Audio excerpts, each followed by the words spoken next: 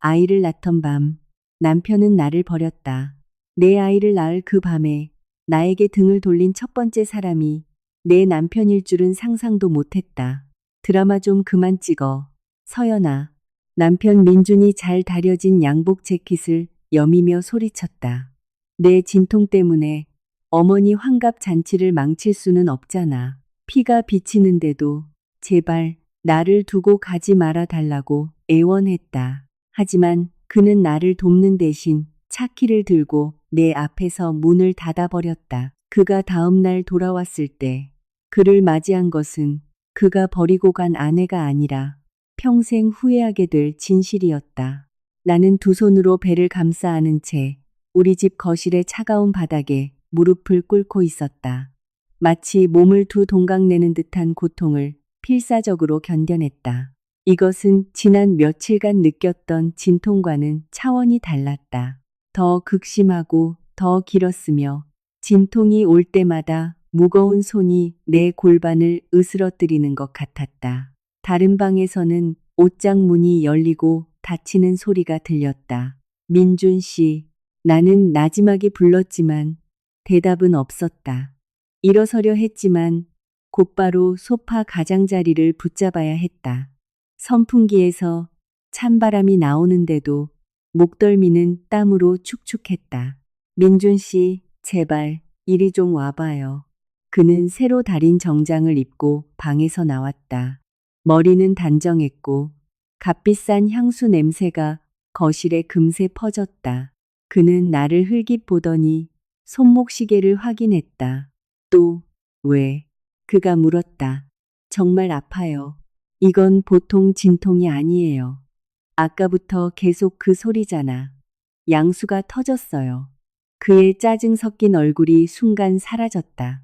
하지만 그는 다가오는 대신 마치 자기 구두가 젖을까 더 걱정하는 사람처럼 바닥을 쳐다봤다. 아기 태동은 느껴져? 네. 그런데 약해요. 다음 고통이 밀려오자 나는 눈을 질끈 감았다. 병원에 데려다 주세요. 그가 다시 시계를 흘깃 봤다. 저녁 7시 30분. 그의 어머니, 박 여사의 환갑 잔치 프로그램 시작은 8시였다.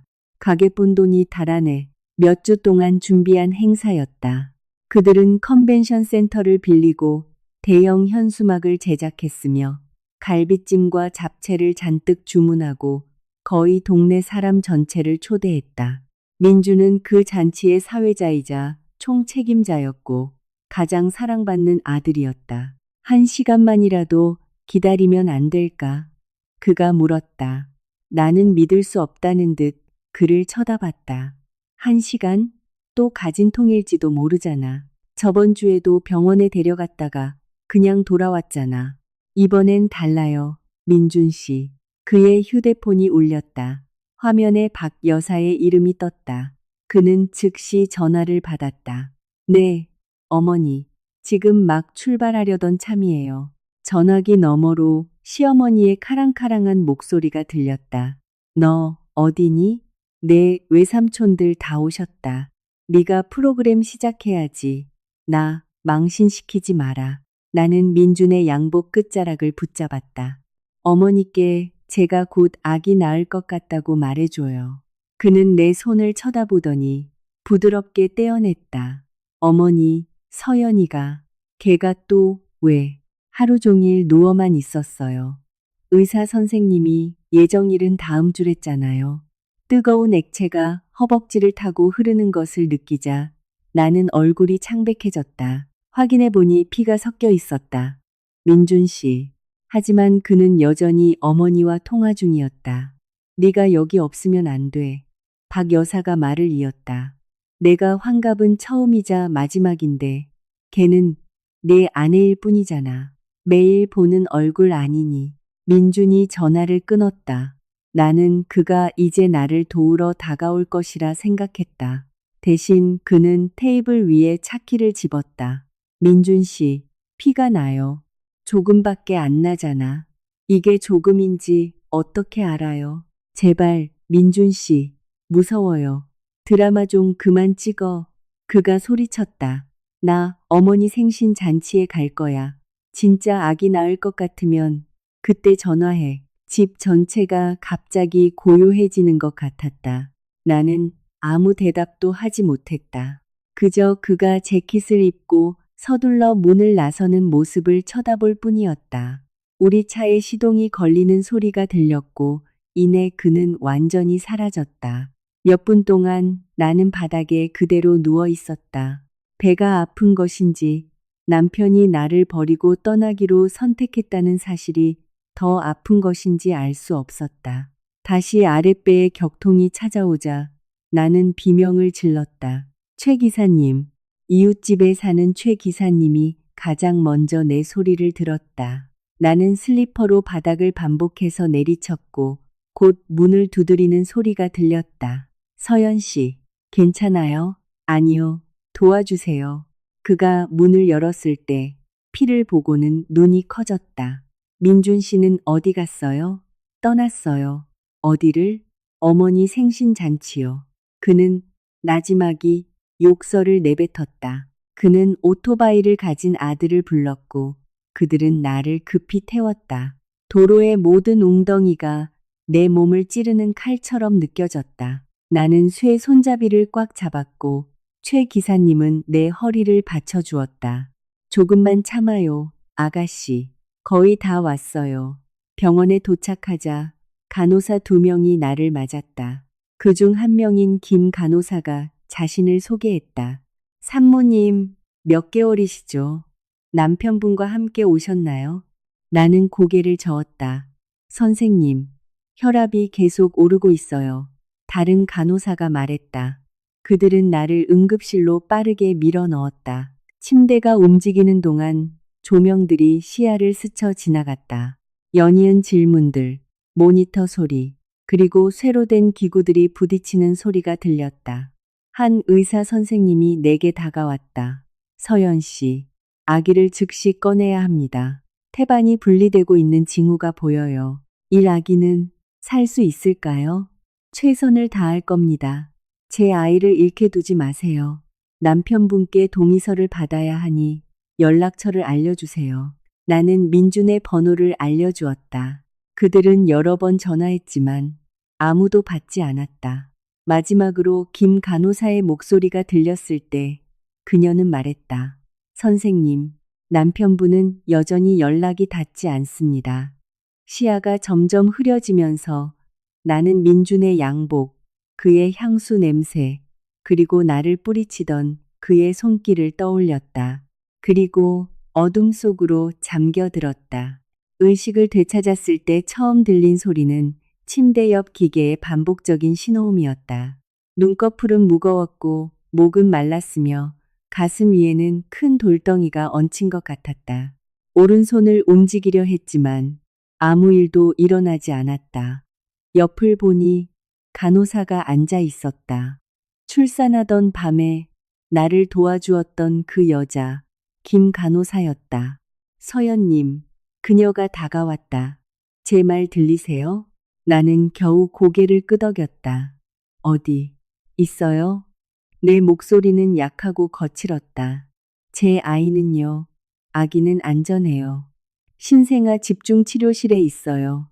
작게 태어나서 아직 지켜봐야 하지만 잘 싸우고 있어요. 나는 눈을 감았고 눈물이 눈가로 흘러내리는 것을 느꼈다. 딸인가요? 네. 눈물을 닦기 위해 손을 들고 싶었지만 오른쪽 팔이 움직이지 않았다. 왜? 나는 속삭였다.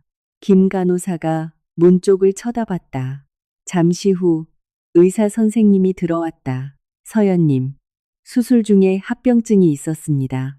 그녀는 조심스럽게 설명했다. 혈압이 너무 높아서 가벼운 뇌졸중이 왔습니다. 이 나는 그녀가 한 말을 바로 이해하지 못하는 것 같았다. 뇌졸중, 몸의 오른쪽 부분에 영향을 미쳤습니다. 재활 치료를 통해 기능이 돌아올 수도 있지만 얼마나 걸릴지는 아직 말씀드릴 수 없습니다. 나는 발을 움직여 보려 했지만 아무런 감각이 없었다. 일어설 수 없나요? 지금은 안 됩니다. 나는 흐느꼈다. 내 자신 때문이 아니라 내가 안아줄 수도, 품에 넣을 수도, 심지어 볼 수도 없는 아기 때문이었다. 제 아이에게 데려다 주세요. 상태가 안정되면요. 제발요. 약속할게요. 아기를 보게 될 거예요. 문이 열리고 민준이 들어왔다. 그는 고개를 숙인 채 느린 걸음으로 다가왔다. 그는 더 이상 정장을 입고 있지 않았지만 어젯밤에 입었던 바지는 그대로였다. 그의 손에는 박 여사님 환갑 축하드립니다라는 문구가 붙어 있는 작은 케이크 상자가 들려 있었다. 나를 보자마자 그는 즉시 다가왔다. 서연아, 나는 고개를 돌렸다. 미안해. 나는 그에게 대답하지 않았다. 이렇게 심각할 줄 몰랐어. 내가 억지로라도 말하기 전에 의사 선생님이 말했다. 남편분, 어젯밤에 여러 번 전화드렸습니다. 여기 계셨어야 했습니다. 휴대폰을 무음으로 해뒀어요. 나는 그를 쳐다봤다. 그건 사실이 아니었다. 그가 떠나기 전에 나는 그의 손에 휴대폰이 있는 것을 보았다. 그가 잔치에 방해받고 싶지 않아서 일부러 전화를 받지 않았다는 것을 알았다. 우리 아기는 어디 있어요? 그가 물었다. 집중 치료실에 있어요. 미숙아로 태어나 호흡 곤란이 있었습니다. 위생복으로 갈아입은 후에 아기를 볼 수 있을 겁니다. 그가 내 침대로 다가왔다. 이름은 뭘로 하고 싶어? 나는 오랫동안 침묵했다. 그가 가장 먼저 알게 하고 싶지 않았다. 하지만 우리 아이가 아버지의 잘못 때문에 이름 없이 있어서는 안 됐다. 하람, 내가 말했다. 하람이요. 하늘이 내린 소중한 사람이라는 뜻이에요. 시작은 비록 좋지 않았지만 이 아이는 우리의 희망이 될 테니까요. 민준의 눈에서 눈물이 흘렀다. 그는 내 왼손을 잡으려 했지만 나는 그 손을 빼버렸다. 오후에 나는 휠체어에 실려 집중치료실 밖으로 나갔다. 유리창 너머로 내 아이가 보였다. 너무나 작았다. 코에는 튜브가, 가슴에는 전선들이 연결되어 있었다. 아가. 나는 속삭였다. 아이를 만질 수 없어서 나는 그저 왼손 손바닥을 유리에 댔다. 박 여사가 과일 바구니를 들고 나타났다. 그녀의 머리는 단정했고 전혀 밤을 샌 사람 같지 않았다. 서연아, 깨어났다니 다행이구나. 우리 모두 걱정했단다. 나는 그녀를 쳐다봤지만 대답하지 않았다. 그녀는 민준에게 다가가 속삭였지만 그 목소리는 내가 들을 수 있을 만큼 컸다.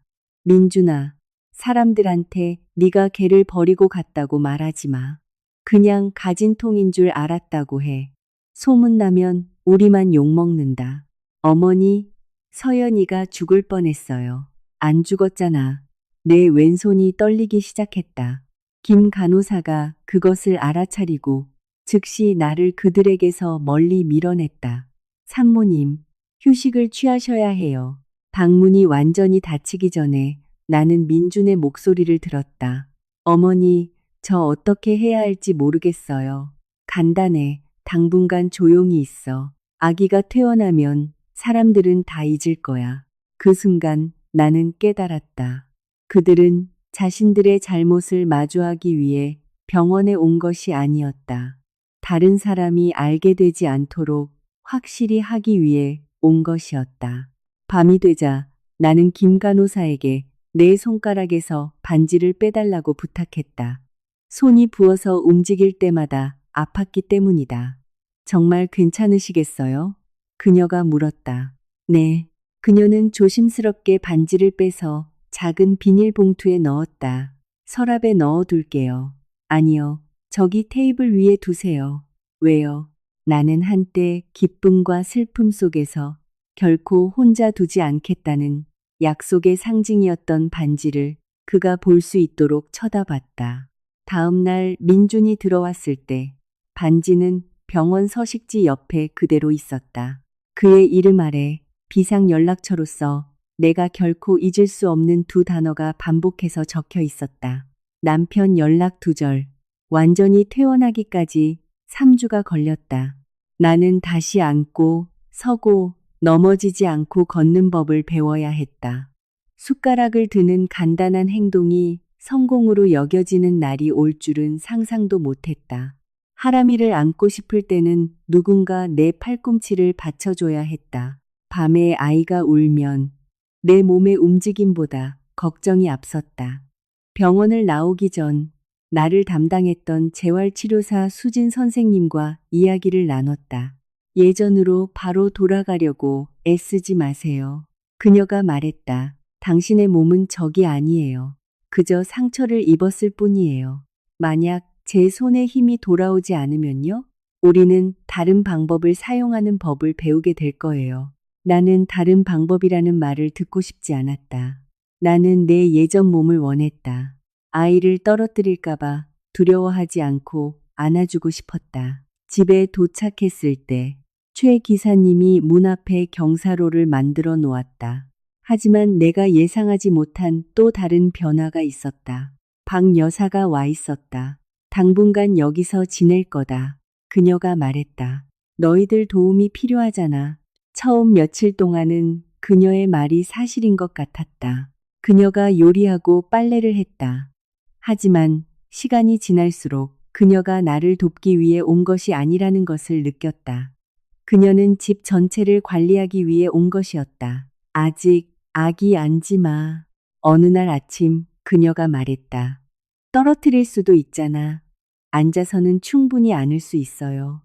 내 손주의 안전을 도박할 수는 없지. 그녀의 손주. 그녀는 내 아이라고 말하지 않았다. 그녀는 자주 하람이의 사진을 찍었다. 그 사진을 친구들과 친척들에게 보내면서 엄마가 아직 약해서 자기가 거의 다 돌보고 있다는 메시지를 덧붙였다.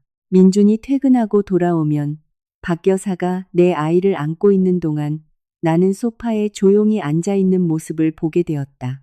피곤해? 그가 물었다. 내일 재활치료는 우리끼리만 갔으면 좋겠어요. 물론이지. 하지만 다음 날 그의 어머니가 전화했다. 아들아, 나 약 좀 사다 주렴. 어머니, 서연이 재활치료가 있어요. 잠깐이면 되잖아. 걔는 택시 탈 수 있어. 결국 나는 섭이나 선생님과 함께 택시를 탔다. 민주는 오지 않았다. 나는 더 이상 다투지 않았다. 나는 기록하기 시작했다. 그가 나타나지 않은 재활치료 날짜들. 박 여사가 허락 없이 하람이를 데려간 경우들. 내 약값으로 쓰여야 했을 돈이 남편 가족의 경조사비로 사용된 경우들. 어느 날 밤 모두 잠들었을 때 나는 옷장 안에 낡은 태블릿을 켰다. 예전에 민준이 업무용으로 쓰던 것이었고 여전히 그의 메신저 계정에 연결되어 있었다. 읽을 의도는 없었지만 내가 출산하던 밤의 오래된 알림이 갑자기 나타났다. 그의 여동생 미선에게 보낸 메시지였다. 또 서연이 드라마 시작이네. 엄마 생신을 개 진통 때문에 망칠 수는 없지. 온몸이 차갑게 식었다. 미선이 보낸 다음 메시지도 있었다. 오빠 말이 맞아. 엄마한테 쏠린 관심 뺏으려는 거겠지. 그리고 민준의 답장. 휴대폰 무음으로 해놨어. 나중에 알아서 하라고 해. 나는 몇 분 동안 화면을 쳐다봤다. 그는 단지 전화를 못 들은 게 아니었다. 그는 일부러 받지 않은 것이었다. 내가 아이와 함께 생사를 넘나들고 있을 때 나는 내 휴대폰으로 대화 전체를 사진 찍었다. 그리고 나만 아는 새 이메일 주소로 보냈다. 다음 날 가구 기술 도면과 디자인을 가르쳐 주셨던 옛 스승이자 이웃 마을에서 작은 공방을 운영하는 최 기사님의 아들 우진 씨가 찾아왔다. 손은 어때요? 그가 물었다. 아직 약해요. 왼손으로 그림 그릴 수 있겠어요? 모르겠어요. 그는 연필과 종이를 꺼냈다. 한번 해봐요. 내 첫 선은 서툴렀다. 비뚤어지고 떨렸다. 하지만 나는 멈추지 않았다. 나는 팔이 약한 엄마가 높이 들어 올릴 필요 없이 옆에서 문을 열 수 있는 작은 아기 침대를 그렸다.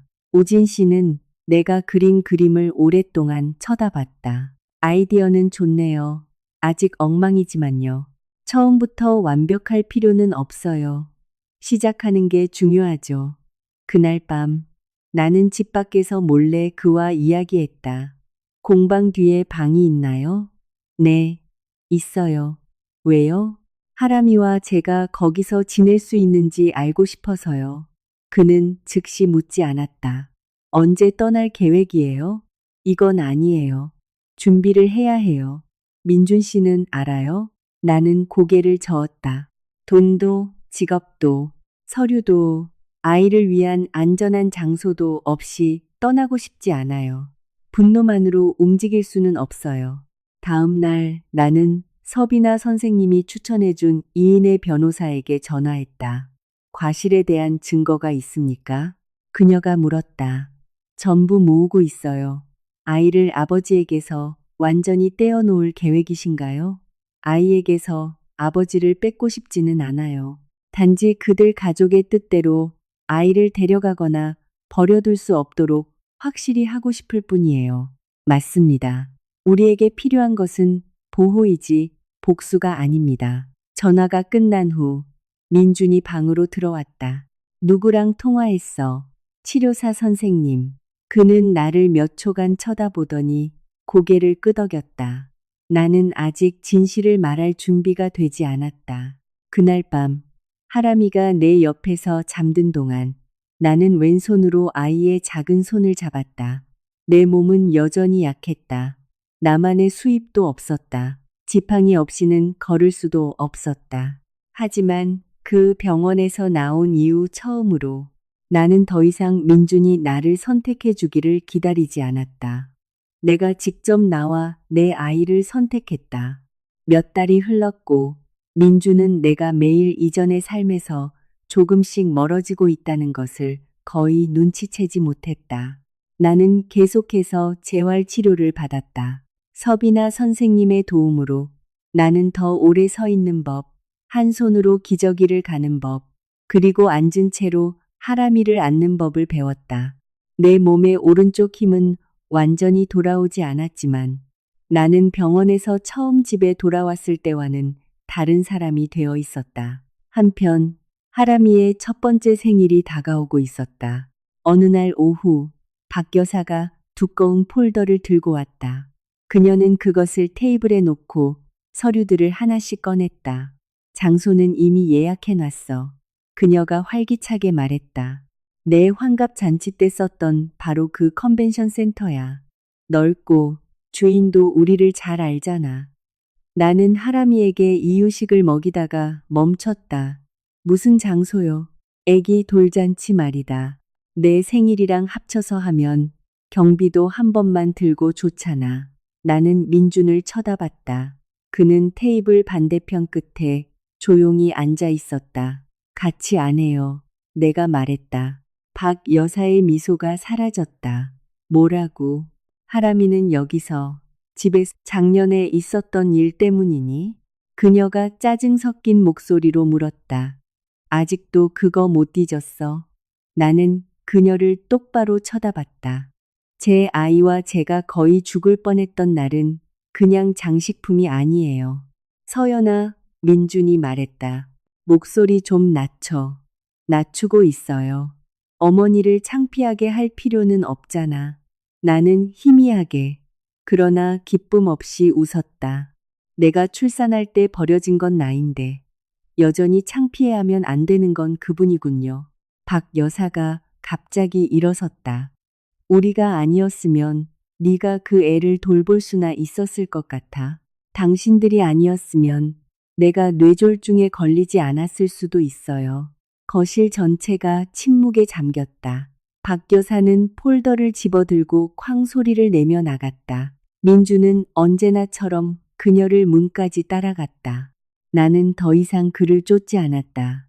며칠 후 내가 재활 치료를 받고 있을 때 이웃집 최 기사님에게서 전화가 왔다. 서연 씨, 어디에요? 병원에요. 왜요? 박 여사님이 와 있어요. 하람이를 차에 태우고 있어요. 갑자기 온몸이 차가워졌다.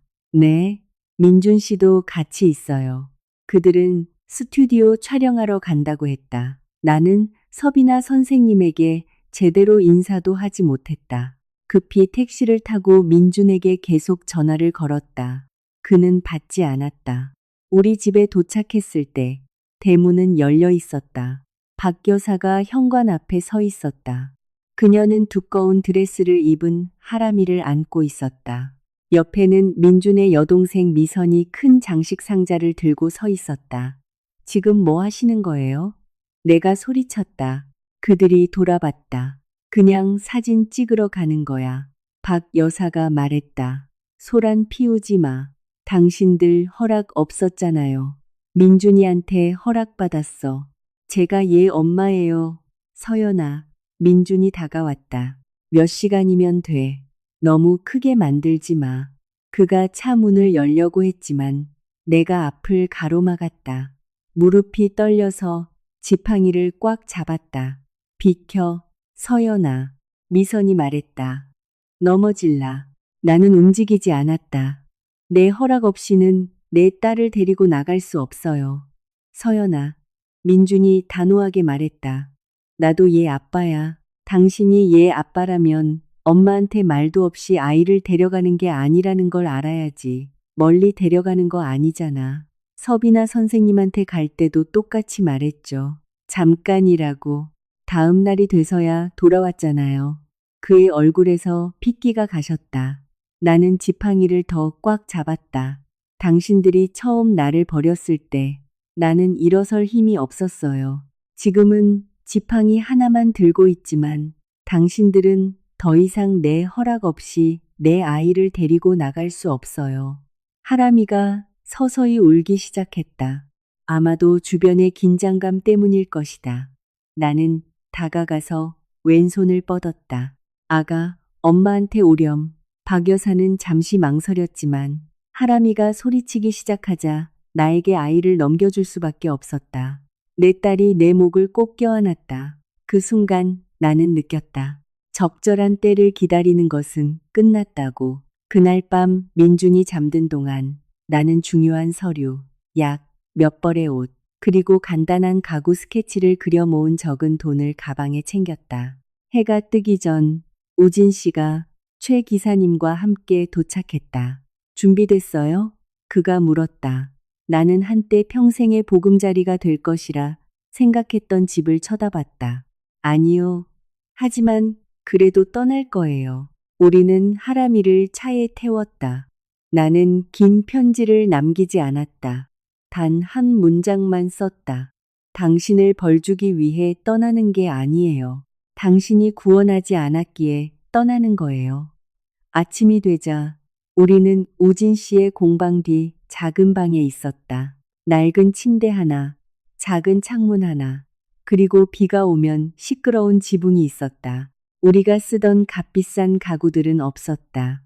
넓은 공간도 없었다. 하지만 처음으로 문을 닫았을 때 나는 내가 약하다, 짐이다, 혹은 내 아이를 위해 스스로 결정할 권리가 없다고 말하는 목소리를 듣지 못했다.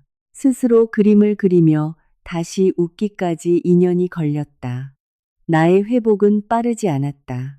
공방 뒤편에서의 첫 몇 달 동안 내가 번 돈은 하람이의 분유, 약, 그리고 재활 치료비로 겨우 충분했다. 우진 씨는 앉아서도 작업하기 편하도록 한쪽이 낮은 작은 책상을 만들어 주었다. 나는 왼손으로 그림을 그리기 시작했다. 처음에는 선들이 서툴렀지만 자, 테이프, 그리고 템플릿을 오른손의 힘에 의존하지 않고 사용하는 법을 배웠다. 어느 날 우진 씨가 내가 처음 그렸던 아기 침대 설계도를 내 앞에 놓았다. 이거 만들어 달라는 사람이 있어요. 그가 말했다. 누구요? 등에 문제가 있는 엄마예요. 우리 샘플을 봤대요. 옆에 문이 있어서 너무 많이 숙이지 않아도 되게 해달라고요. 그것이 나의 첫 번째 진지한 주문의 시작이었다. 보수는 크지 않았다. 하지만 봉투를 건네받았을 때 나는 그것을 오랫동안 들고 있었다. 그것은 하람이와 내가 떠난 이후 처음으로 번 돈이었다. 엄마, 내 거야? 당시 2살이었던 내 딸이 물었다. 나는 빳빳한 10,000원짜리 지폐 한 장을 꺼내 그녀에게 주었다.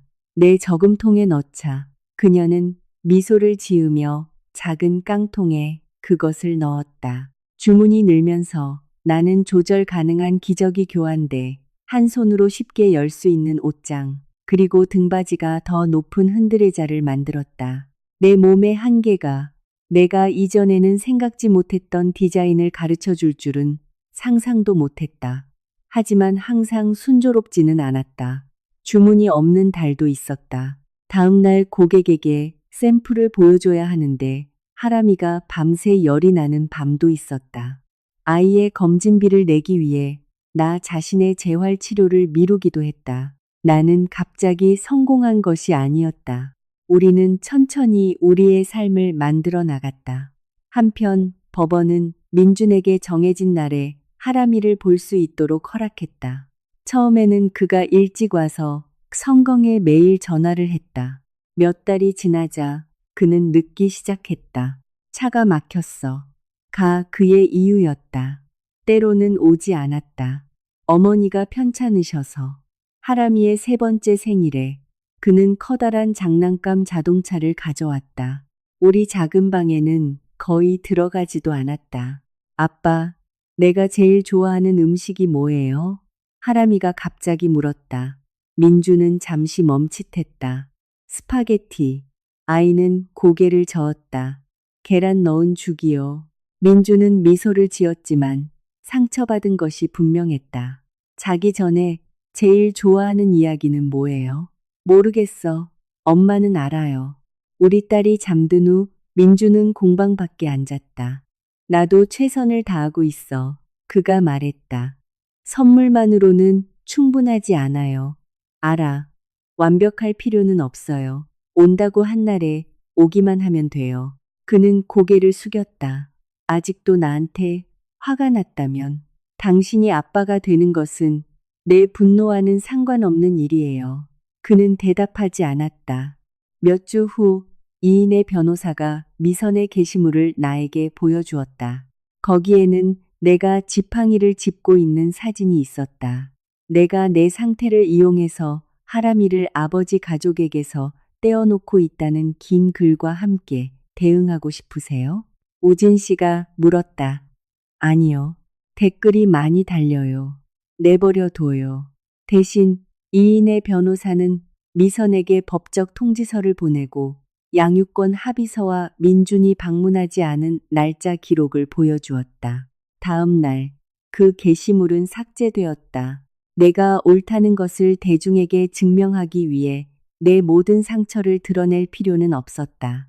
그날 밤 하람이는 우진 씨가 만들어준 작은 나무 인형을 쥔 채 내 옆에서 잠들었다. 나는 우리 방을 둘러보았다. 벽에는 설계도들이 붙어 있었고 한쪽 구석에는 천 조각들이, 테이블 위에는 몇 개의 주문서가 있었다. 그것은 여전히 내가 꿈꾸던 삶은 아니었지만 우리 자신의 삶이었다. 그리고 처음으로 우리가 언제 떠나야 할지, 어디로 가야 할지, 누구를 우선시해야 할지를 결정하는 다른 주인이 없었다. 하람이가 3살 때 우리는 다시 병원으로 돌아가야 하는 공포를 겪었다. 단순한 복통으로 시작되었다. 나는 아이가 너무 많이 먹었다고 생각했지만 밤이 되자 아이는 제대로 서 있지도 못했다. 이마는 뜨거웠고 입술은 창백했다. 아파, 엄마. 아이가 울며 말했다. 나는 아이를 즉시 응급실로 데려갔다. 몇 가지 검사 끝에 의사는 급성 맹장염 때문에 수술을 해야 한다고 말했다. 내가 출산하던 밤에 모니터 소리가 다시 들리는 것 같았다. 나는 민준에게 전화했다. 어디야? 내가 물었다. 회사.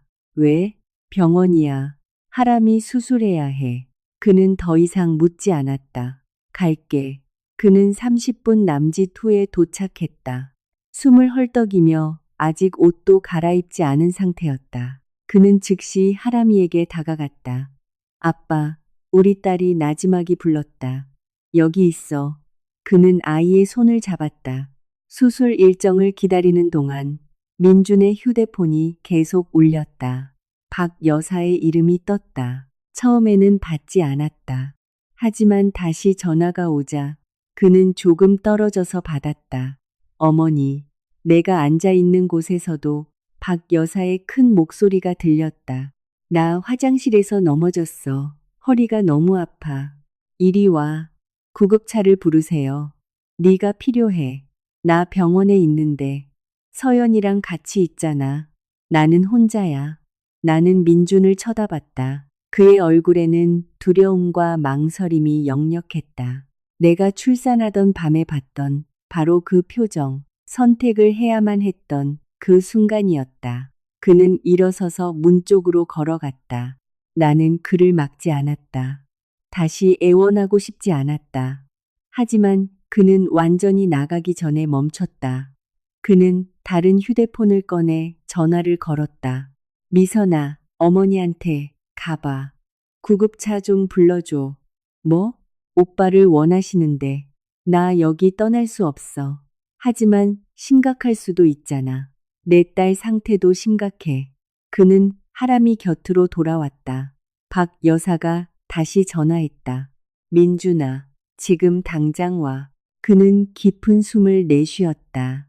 어머니, 제가 어머니를 버리는 게 아니에요. 구급차가 가고 있고 누나도 갈 거예요. 또 서연이를 나보다 먼저 선택하는구나. 제가 선택하는 건 서연이가 아니라 제 딸이에요. 전화기 저편이 갑자기 조용해졌다. 저는 제 딸이 저를 필요로 할 때 다시는 떠나지 않을 거예요. 그는 전화를 끊고 테이블 위에 휴대폰을 내려놓았다. 나는 아무 말도 하지 않았다. 잠시 후 간호사가 하람이를 수술실로 데려가기 위해 왔다. 아이는 울며 우리를 꽉 붙잡았다. 엄마, 아빠, 같이 가요. 우리는 문까지만 갈 수 있어. 하지만 여기서 기다릴게. 민준이 아이의 이마에 입을 맞췄다. 우리는 떠나지 않아. 스트레처가 안으로 완전히 사라졌을 때 우리는 복도에 앉았다. 우리는 2시간이 넘게 기다렸다. 오랫동안 아무도 말하지 않았다. 마침내 민준이 먼저 입을 열었다. 네가 출산하던 날 밤 나는 일부러 전화를 받지 않았어. 나는 그를 쳐다봤다. 알고 있었어요. 그의 이마에 주름이 잡혔다. 미선이랑 나눈 메시지 봤어요. 그의 얼굴이 붉어졌다. 오랫동안 말하고 싶었어. 하지만 말하지 않았죠. 나는 비겁했어. 나는 그를 반박하지 않았다. 내가 너를 버리기로 선택했다는 걸 받아들일 수 없었어. 그래서 전화를 못 들었다고 말했지. 그게 내가 널 필요로 한다는 걸 알면서도 떠났다는 걸 인정하는 것보다 쉬웠으니까.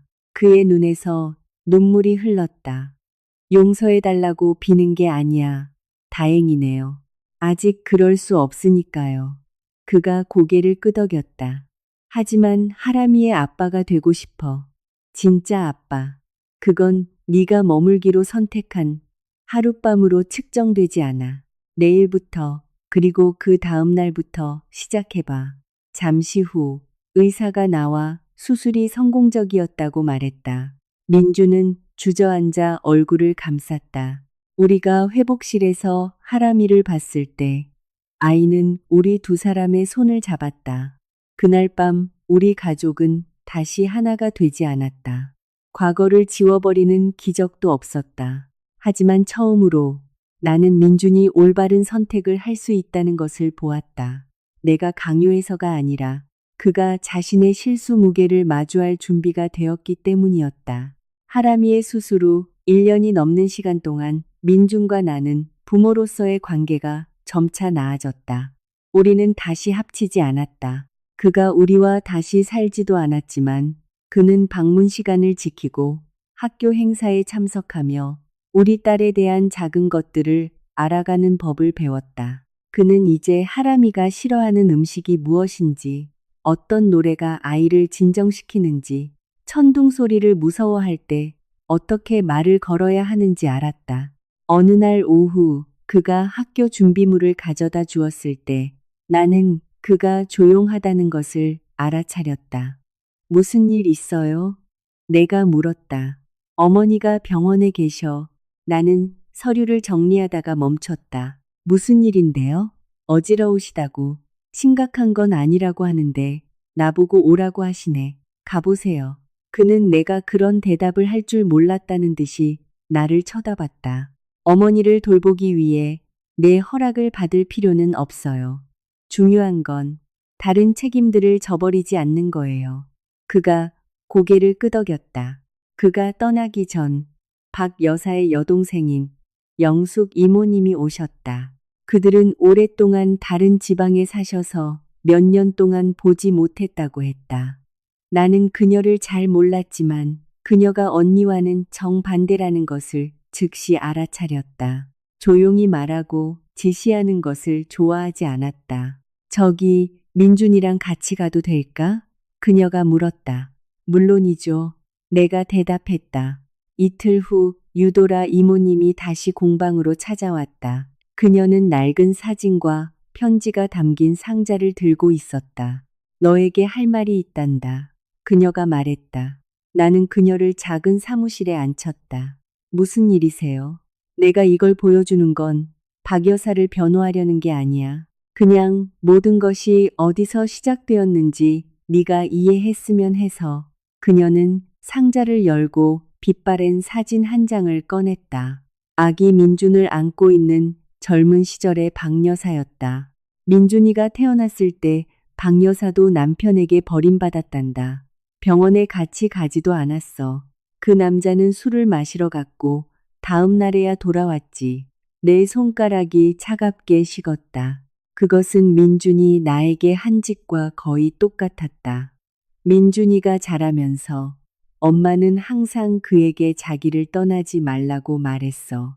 어릴 때 어딘가 가려고 하면 박 여사는 울면서 다시는 돌아오지 않을까봐 무섭다고 했지.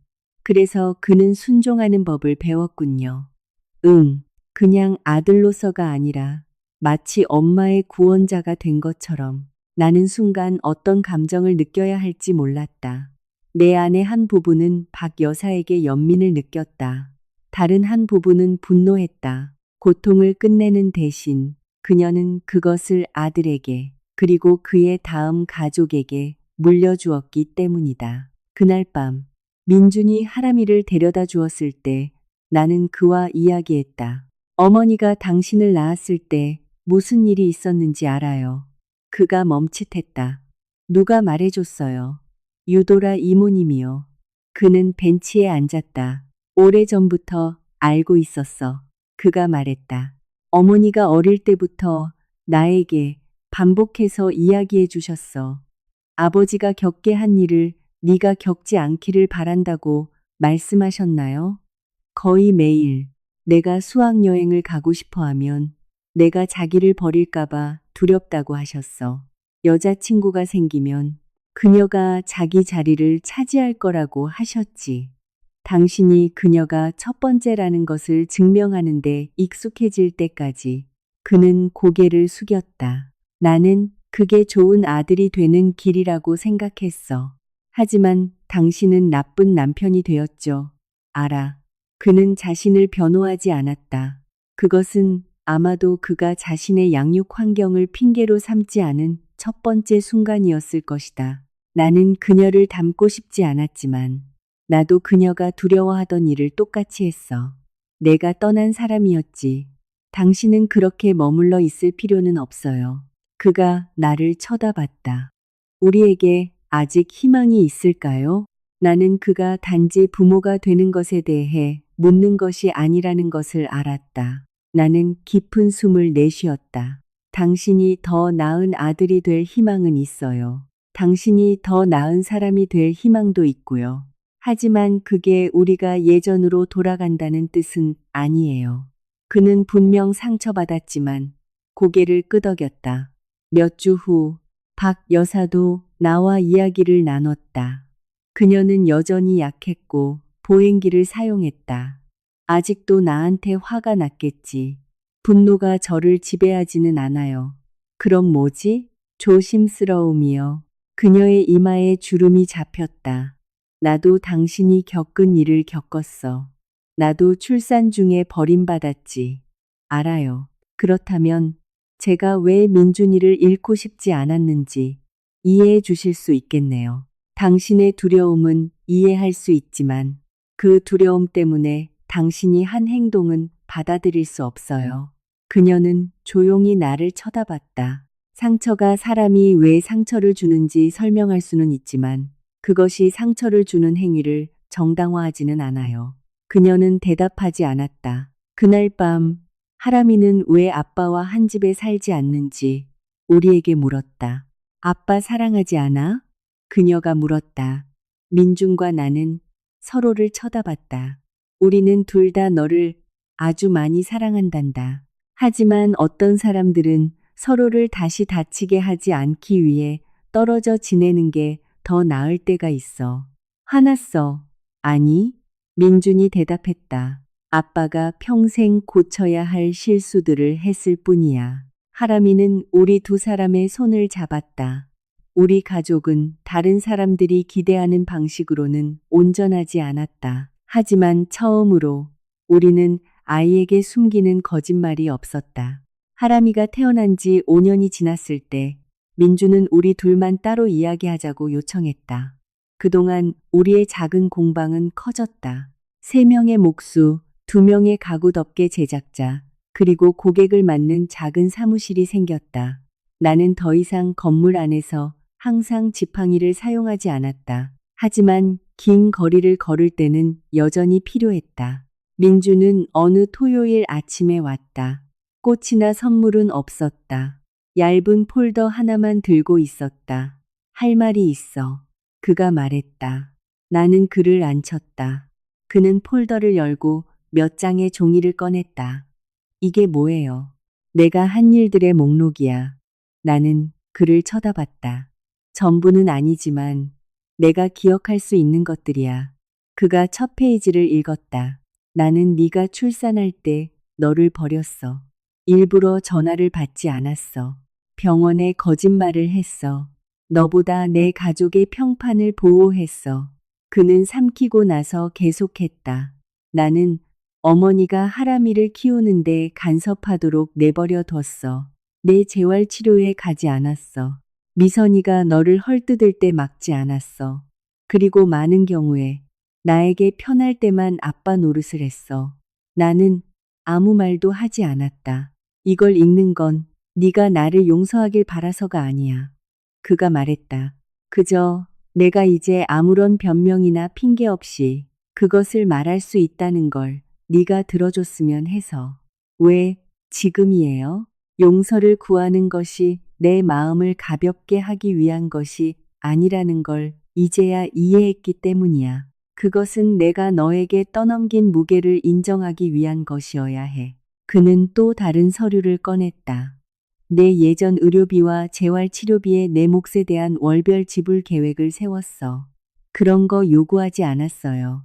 알아. 하지만 그건 내 책임이야. 나는 그를 오랫동안 쳐다봤다. 민준 씨, 이건 일어난 일을 바꿀 수 없어요. 기대하지 않아. 우리를 다시 예전으로 돌려놓지도 못할 거야. 그가 고개를 끄덕였다. 알아. 그 순간 나는 깨달았다. 처음으로 그는 아무것도 대가로 바라지 않고 용서를 구하고 있었다. 나는 울지 않았다.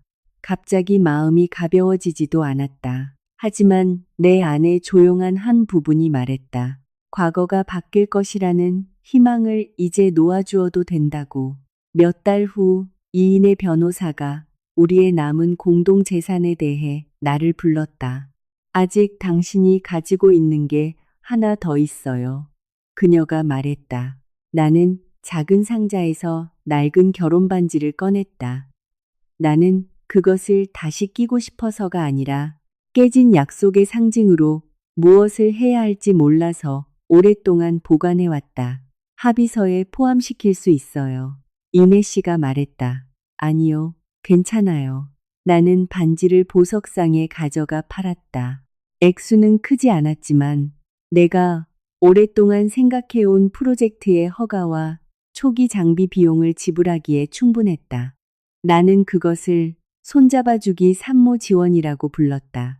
목표는 출산 시 갈 곳이 없거나 함께할 사람이 없는 임산부들에게 교통편, 출산 동반자, 그리고 임시 지원을 제공하는 것이었다.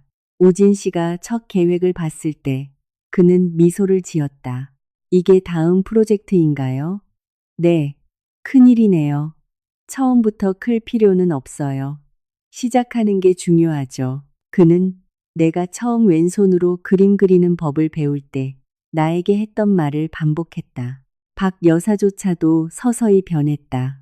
그녀는 갑자기 친절해지지 않았다. 여전히 간섭하고 싶은 때도 있었다. 하지만 그녀는 민준과 함께 상담을 받기 시작했다. 어느 날 그녀는 방문하기 전에 허락을 구했다. 내일 들러도 될까? 그녀가 전화로 물었다. 나는 화면을 쳐다봤다. 다른 사람들에게는 작은 일이었다. 하지만 그녀에게는 큰 변화였다. 네, 괜찮아요. 이 시 어떠세요? 이 시 알았다. 그녀는 잠시 침묵했다. 그래, 그녀가 도착했을 때 그녀는 아기들을 위한 담요 몇 개를 가져왔다. 이게 도움이 될지 모르겠구나. 도움이 될 거예요. 그녀는 벽에 걸린 손잡아주기의 작은 간판을 쳐다봤다. 너에게 일어난 일 때문에 이걸 하는 거니? 네. 그녀는 고개를 숙였다. 내가 너를 버리지 않았다면 우리는 그것을 바꿀 수 없어요. 미안하다. 나는 그녀가 오랫동안 기다렸을지도 모르는 그 말을 하지 않았다. 대신 나는 담요를 받았다. 가져다 주셔서 감사해요. 모든 용서가 이전의 친밀함으로 돌아갈 필요는 없었다. 때로는 가장 안전한 용서는 사람이 멀리서 변하도록 허락하는 것이었다. 민준이 나를 버리고 떠난 지 7년 후 우리는 손잡아주기의 첫 번째 연구센터를 열었다. 큰 건물은 아니었다. 우리가 개조한 2층짜리 낡은 집이었다. 아래층에는 작은 진료소, 대기실, 그리고 휴식이 필요한 임산부들을 위한 방이 있었다. 뒤편에는 응급수송에 사용되는 2대의 차량이 주차되어 있었다. 위층에는 갈 곳 없는 산모들을 위한 임시 숙소가 있었다. 나는 준비한 짧은 메시지를 읽으며 손님들 앞에 서 있었다. 내 옆에는 하람이가 있었다. 이제 7살이 되었고 리본을 자른 것을 자랑스러워했다. 엄마, 내가 정말 가위 잡는 거야? 그녀가 속삭였다. 응. 하지만 같이 하자. 뒤에는 민준이 있었다. 그는 응급 차량 정비를 도왔지만 어떤 간판에도 자신의 이름을 넣으라고 하지 않았다. 박 여사도 그곳에 있었고 조용히 안에서 담요를 정리하고 있었다. 프로그램이 끝나기 전 우리 직원 중 한 명이 달려 나왔다. 서연 대표님, 조연아 씨였다. 임신 8개월 차에 접수처에서 일하는 분이었다. 그녀는 창백했고 배를 잡고 있었다. 아파요. 계속 아파요. 우리는 즉시 다가갔다. 앉을까? 남편분은 어디 계세요? 내가 물었다. 전화했어요. 어젯밤에 싸웠어요. 제가 그냥 드라마 찍는 거라고 했어요. 그 말을 듣자 주변의 모든 소리가 사라지는 것 같았다. 거실의 차가운 바닥, 민준의 정장, 허벅지를 타고 흐르던 피, 그리고 내가 일어설 수 없는 동안 그가 닫아버린 문이 갑자기 내 마음속으로 되돌아왔다. 나는 지팡이를 꽉 잡았다. 서연 씨, 우진 씨가 불렀다. 나는 대답할 수 없었다. 숨이 가빠졌다. 왼손이 떨리고 얼굴이 차가워졌다. 하람이가 다가와 나를 잡았다. 엄마, 나는 그녀를 쳐다봤다. 그분 손을 잡아줘요. 내가 무서워할 때 엄마가 나한테 해주는 것처럼요. 마치 폐에 공기가 다시 들어오는 것 같았다. 나는 현아 씨에게 다가가 그녀의 손을 잡았다. 여기 있어요. 우리는 당신을 떠나지 않을 거예요. 차량은 즉시 준비되었다. 민주는 그날 승진을 위한 중요한 면접이 있었다. 그는 이미 단정한 셔츠를 입고 서류를 들고 있었다. 그가 운전석에 앉는 것을 보고 늦겠어요. 라고 말했다. 안 가요. 희생할 필요 없어요. 다른 면접도 있잖아요. 이건 미룰 수 없어요. 나는 더 이상 그를 막지 않았다. 나는 현아 씨 옆에 탔고 우진 씨가 병원에 전화를 걸었다. 훈련된 출산 동반자인 이채린 씨도 함께했다. 차가 달리는 동안 현아 씨는 울었다. 혼자 있기 싫어요. 혼자가 아닐 거예요. 아기에게 무슨 일이라도 생기면 어떡해요. 내 말 들어요. 같이 숨을 쉬어요. 나는 그녀의 모든 신음이 내 낡은 상처를 여는 것 같았지만 목소리를 차분하게 유지하려고 애썼다. 병원에 도착하자 그녀는 즉시 분만실로 옮겨졌다. 나는 그녀가 동반자로 지정했기 때문에 함께 들어갈 수 있었다. 밖에는 민준이 남았다. 그는 들어오지 않았다. 그는 그날을 자신에 관한 것으로 만들지 않았다. 안에서 현아 씨는 내 손을 꽉 잡았다. 못하겠어요. 그녀가 울며 말했다. 할 수 있어요. 아픈 거 알아요. 어떻게 견디셨어요? 나는 그녀를 쳐다봤다. 혼자서는 못 견뎠어요. 떠난 사람이 있었지만 머물러 준 사람들도 있었어요. 몇 시간 후 우리는 아기의 첫 울음소리를 들었다. 현아 씨는 흐느꼈다. 딸인가요? 네. 의사가 대답했다. 건강한 딸이에요. 나는 천천히 그녀의 손을 놓았다. 분만실에서 나왔을 때 민주는 복도에 서 있었다. 그는 즉시 말하지 않았다. 두 사람 다 무사해요. 내가 말했다. 그는 눈을 감고 벽에 기댔다. 그것은 몇 년 전 나를 중환자실에서 보았을 때와 같은 행동이었다. 하지만 지금 그의 얼굴에는 자신의 죄에 대한 두려움이 아니라 이번에는 아무도 혼자 남겨지지 않았다는 것에 대한 감사가 있었다. 그날 밤 센터로 돌아왔을 때 우리는 하람이가 대기실에서 잠들어 있는 것을 보았다. 아이 옆에는 아이가 판지로 만든 작은 간판이 있었다. 거기에는 무서울 때 여기서 누군가 당신의 손을 잡아줄 거예요. 라고 쓰여 있었다. 나는 아이 옆에 앉아 머리를 쓰다듬었다. 내 인생을 거의 망칠 뻔했던 그 밤은 더 이상 고독의 기억만이 아니었다. 그것은 서서히 다른 여성들이 더 이상 혼자 출산할 필요가 없는 이유가 되어가고 있었다. 내가 생명을 거의 잃을 뻔했던 그 밤으로부터 10년 후 나는 손잡아주기에 2층에 서서 아래층의 불빛이 하나씩 켜지는 것을 지켜보고 있었다. 센터는 우리가 처음 열었을 때보다 훨씬 커졌다. 우리만의 구급차가 생겼다. 임시로 머물러야 하는 산모들을 위한 3개의 방과 움직임에 제약이 있는 부모들을 위한 아기 침대와 가구를 만드는 작은 공방이 있었다. 하람이와 내가 예전에 지내던 공방 뒤의 작은 방은 이제 새로운 직원들의 사무실이 되었다. 가끔 그곳을 지나갈 때면 남은 우유, 약, 그리고 전기세를 걱정하며 새던 밤들이 기억난다. 꿈은 처음부터 클 필요가 없었다.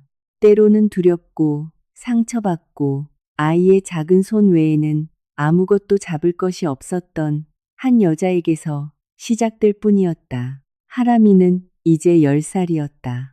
나이에 비해 키가 컸고 센터에 임시로 머무는 아이들에게 이야기를 읽어주는 것을 좋아했다. 엄마, 이 책들 제대로 정리한 거 맞아? 그녀가 작은 도서관을 정리하며 물었다. 좋아.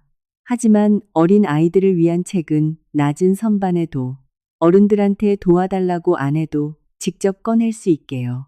그녀가 고개를 끄덕였다. 나는 미소를 지었다. 응, 바로 그거야. 그녀는 내가 말한 것뿐만 아니라 우리가 사는 방식에서도 많은 것을 배웠다. 그녀는 진정한 도움이란 떠벌리는 것이 아니라는 것을 알았다. 좋은 사람으로 불리기 위해 하는 것도 아니었다. 도움이 필요한 사람이 있기 때문에 하는 것이었다. 민주는 하람이의 삶의 일부로 남았다. 우리는 부부로서 다시 합치지 않았다. 많은 사람들이 그가 변한 후에 왜 내가 그에게 또 다른 기회를 주지 않았는지 물었다. 하지만 나는 모든 변화가 재결합으로 보상받을 필요는 없다는 것을 배웠다. 한때 당신의 심장을 위험에 빠뜨렸던 사람에게 다시 그것을 주지 않고도 그 사람의 후회를 인정할 수 있었다. 당신이 상처받았던 곳으로 돌아가지 않고도 용서할 수 있었고 아무 일도 없었던 척할 필요 없이 평화롭게 지내기를 선택할 수 있었다. 민주는 하람이에게 좋은 아빠가 되었다. 그는 학교 회의에 참석했고 정기적으로 센터 일을 도왔으며 지킬 수 없는 약속은 더 이상 하지 않았다. 그는 더 이상 옳은 일을 할 때 설명하지 않았다. 그저 행동으로 보여주었다. 어느 날 아침 나는 그가 구급차 타이어를 고치고 있는 것을 발견했다. 일하러 가야 하는 거 아니에요? 이따가 출근해요. 그거 할 필요 없어요. 그가 나를 쳐다보며 희미하게 미소 지었다. 알아요. 그것이 아마도 그의 가장 큰 변화였을 것이다. 그는 더 이상 용서받기 위해 돕지 않았다. 칭찬받기 위해 머무르지 않았다. 그는 그것이 옳은 일이기 때문에 약속을 지키는 법을 배웠다. 박 여사는 예상보다 훨씬 우아하게 늙어갔다. 그녀는 완벽해지지 않았다. 여전히 예전 습관이 불쑥 튀어나오는 날도 있었다. 하지만 그녀는 오기 전에 허락을 구하고 조언하기 전에 듣고 자신이 결정할 사안이 아닐 때는 조용히 있는 법을 배웠다. 매주 금요일 그녀는 직접 바느질한 담요를 가져왔다. 거기에는 이름이 없었다. 소셜미디어를 위한 사진도 없었다. 어느 날 나는 그녀가 갓 태어난 아기의 아기 침대에 조용히 담요를 놓는 것을 보았다. 바느질 솜씨가 좋으시네요. 내가 말했다. 그녀가 나를 쳐다봤다. 조금 삐뚤어졌어. 완벽할 필요는 없잖아요. 그녀가 슬프게 미소 지었다. 그걸 배우는데 오랜 시간이 걸렸지. 나는 더 이상 대답하지 않았다. 그럴 필요가 없었다. 어떤 사과는 한 번으로 끝나지 않았다. 그것은 사람이 더 이상 상처 주지 않기로 선택하는 매일매일 반복되었다. 밤이 되자 접수처에 비상 전화가 울렸다. 이웃 마을의 임산부였다. 그녀의 파트너는 싸운 후에 떠났고 그녀는 병원에 갈 차편이 없었다. 우리는 즉시 차를 준비했다. 내가 비상 가방을 챙기는 동안 하람이가 내 어깨에 재킷을 걸쳐 주었다. 엄마, 같이 가? 응. 피곤하지 않아? 그들이 안전해지면 피곤함은 그때 올 거야. 밖에서 민준이 구급차 시동을 걸었다. 타기 전에 그는 로비벽 앞에 멈춰 섰다. 그곳에는 우리가 센터의 심장으로 삼기로 선택한 문장이 쓰여 있었다. 어떤 여성도 혼자 출산해서는 안 된다. 그는 천천히 벽에 손을 얹었다. 그는 한때 자신이 잃을 수도 있는 것에 대한 두려움 때문에 벽에 기댔었다. 이제 그는 자신이 한때 초래했던 고통을 다른 사람이 겪지 않도록 막을 기회가 있다는 것을 알기 때문에 그곳에 손을 댔다. 우리는 구급차에 탔다. 어두운 길을 달리면서 나는 한때 움직일 수 없었던 내 손을 쳐다봤다. 힘은 완전히 돌아오지 않았다. 여전히 발이 무거운 날도 있었고 몸이 아픈 밤도 있었다. 하지만 나는 더 이상 나 자신을 예전으로 돌아가지 못한 여자로 보지 않았다. 나는 돌아갈 필요가 없었다. 나는 새로운 모습이 되었다. 더 조심스럽고 더 강하고 사랑과 인내의 차이를 더 잘 아는 사람이 되었다. 우리가 임산부의 집에 도착했을 때 나는 그녀가 계단에 앉아 울며 배를 잡고 있는 것을 보았다. 나는 다가가서 내 왼손을 내밀었다. 이리 와요. 내가 말했다. 우리는 당신을 떠나지 않을 거예요. 그리고 그 순간 나는 깨달았다. 성공이란 집의 크기나 돈의 액수나 한때 부서졌던 가족을 다시 합쳤는지로 측정되는 것이 아니었다.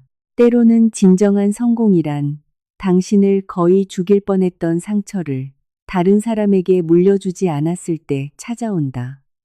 당신이 그것을 다리로 만들었을 때, 당신이 그것을 빛으로 만들었을 때, 당신이 그것을 다른 사람이 살아남을 이유로 만들었을 때, 우리를 상처 준 사람들은 우리가 그들 없이도 살 수 있다는 것을 보고 나서야 용서를 구할 것이다. 하지만 기억하자. 용서는 돌아가야 할 의무가 아니다. 당신의 마음이 선하다는 것을 증명하기 위해 다시 자신을 부술 필요는 없다. 진정한 사랑은 방치, 무례함 또는 반복되는 배신을 견디라고 요구하지 않는다. 진정으로 사랑하는 사람은 모든 것이 쉬울 때만 곁에 있는 것이 아니다. 어렵고 혼란스럽고 아무도 박수 쳐주지 않을 때 특히 곁에 머문다. 그리고 때로는 우리를 상처 준 사람을 바꿀 수 없을지라도 그 고통이 우리 삶의 나머지를 좌우하는 것을 막을 수는 있다. 누가 우리를 버릴지는 통제할 수 없지만 어떻게 일어설지는 통제할 수 있다. 과거는 바꿀 수 없지만 그것과 닮지 않은 미래를 만들 수는 있다.